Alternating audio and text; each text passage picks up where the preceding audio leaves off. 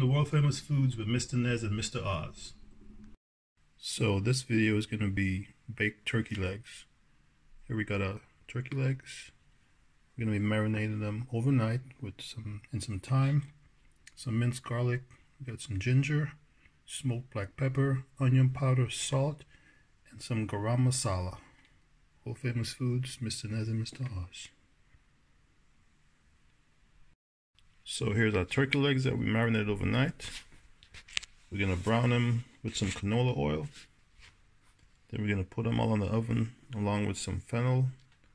We got some better than bouillon. There's some celery roots, leeks, habaneros, some carrots, and parsley. And we're going to all put it in the oven for a couple hours.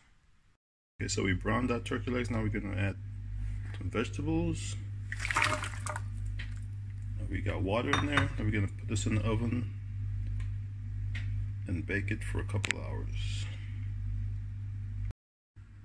So our turkey legs have been going now for 3 hours in 200 degrees Celsius, or about 392 Fahrenheit. Let's check the status. Oh yes.